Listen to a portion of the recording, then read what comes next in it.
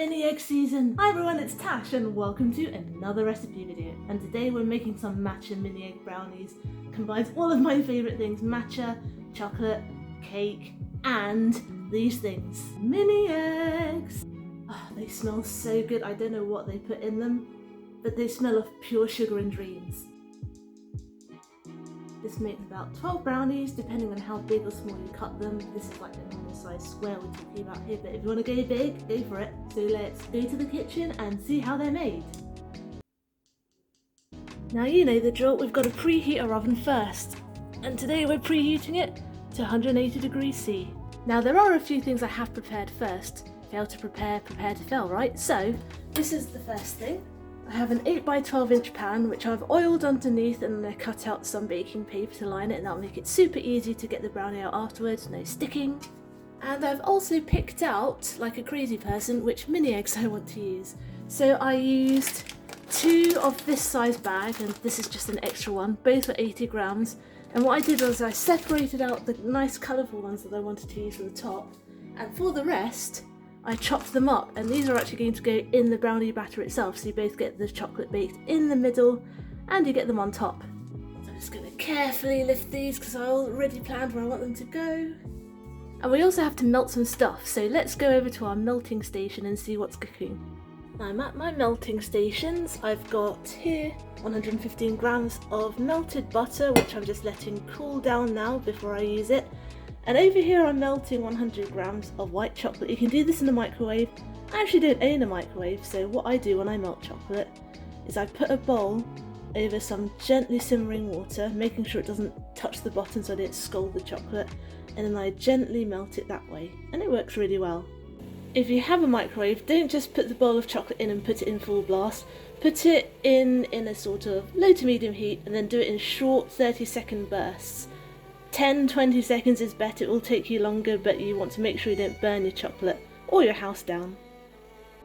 Right, that's nice and melted. I'm going to take this off around here and let it cool down just a little bit before using it. Right, now that that's out of the way, let's make our batter. We're going to start with 2 eggs, which I've handily already cracked, and to that we're going to add 85 grams of caster sugar and 65 grams of soft light brown sugar. Whoops, that was very loud. Or light muscovado sugar.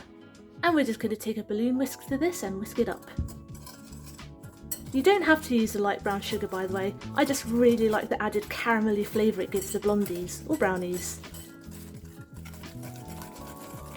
If you don't want to use it, then you can just use all caster sugar. There we go. Now there are a few teeny tiny small clumps of that light muscovado sugar, which does tend to happen with this type of sugar, but I'm not that worried about it. We are going to put chocolate chunks in it anyway, no one's going to notice. Let's get rid of that whisk.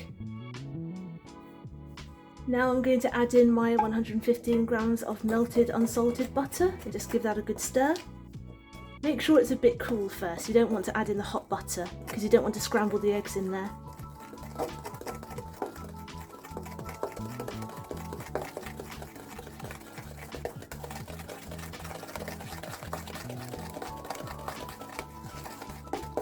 Nice!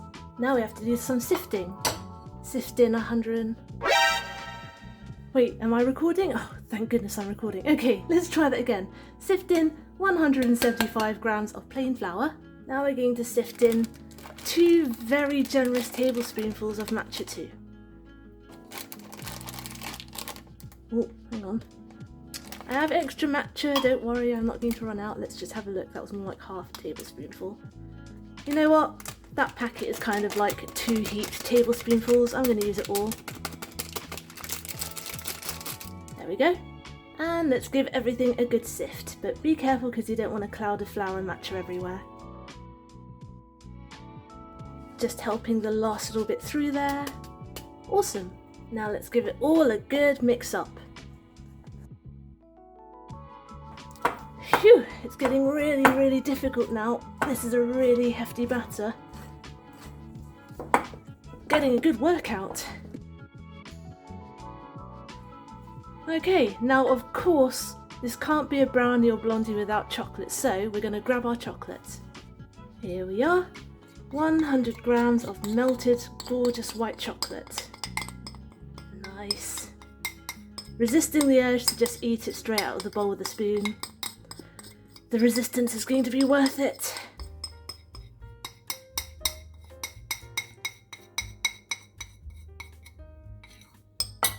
Okay, and now we're going to give that a mix up too. Alright, and of course we have to stir in our leftover chopped mini eggs.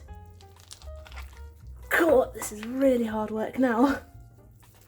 Give them all a good stir in. I got really lucky actually with the colour of the eggs. Alright, let's put this bad boy in the tin. I'm having a blue pita. Here's one I prepared earlier moment. Here we go. Oh, she's heavy. Phew. Right, now we've got to spread it out. It's almost like the chocolate has set in it. It's gone quite solid. But it's coming off of the spatula. It's not sticking to the spatula, which is odd, but weirdly helpful. There, I'll try not to overthink it too much. I'll give it a bit of a bash now just to flatten out any big air bubbles at the bottom. Alright, and before I place my eggs on top, I'm actually going to create a guide with a toothpick, because whole eggs are going to be hard to chop up when the brownie is cool. So I'm going to divide this into 12s. And don't worry about making lines because they flatten themselves out in the oven.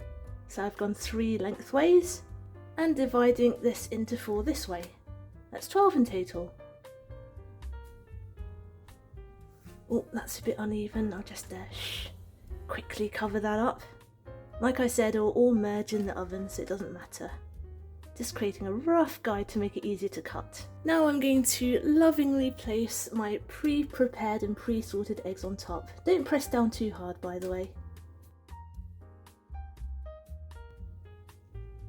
Nice. Now this takes about 20 to 25 minutes to bake, but the whole point of a brownie is that you don't fully bake it. The middle has to be slightly underbaked so it's really fudgy, but crisp on top and with a tiny bit of a cakey layer. At least that's my perfect brownie. So I'm actually going to set the timer for 15 minutes here, and then after that I'm going to check every minute or so until it's done, which should in theory take about 20 minutes. It usually does, but you know, different ovens are hotter and colder, so do keep an eye on it after 15 minutes. So let's go and we'll come back in a bit.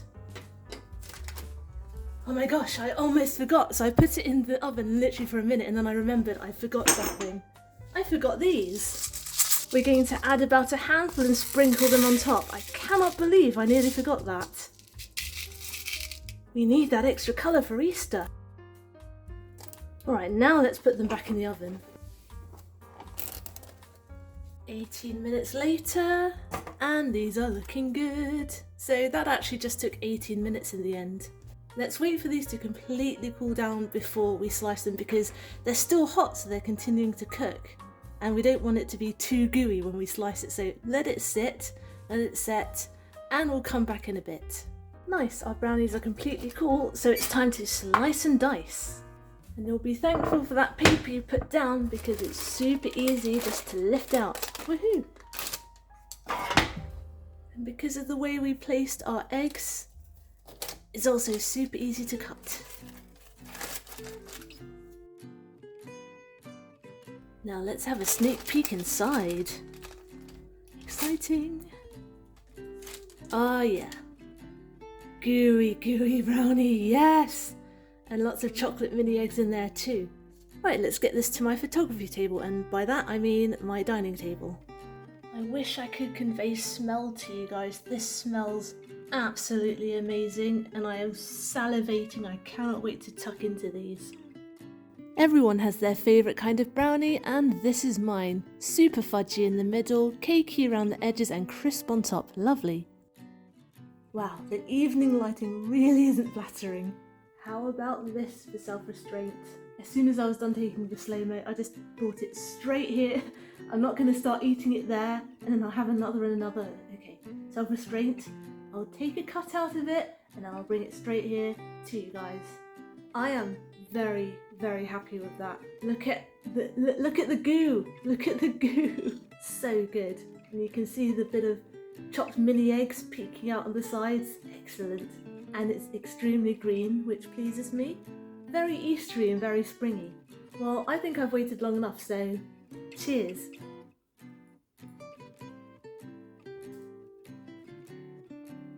Now there's some good matcha brownie. Now I'm not usually a fan of overly sweet things. I don't actually always like brownies just as they are. The reason why I really like matcha is because the bitterness of the green tea really cuts through that sweetness. So good, such a good combination. Let me give you a little close-up actually of the goo. That is just beautiful. Perfect brownie for me.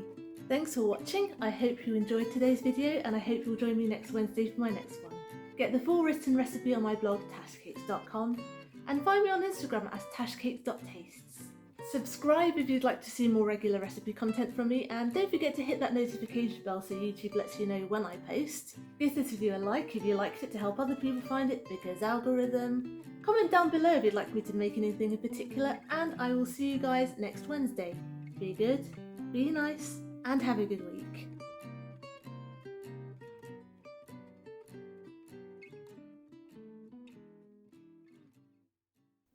You know what?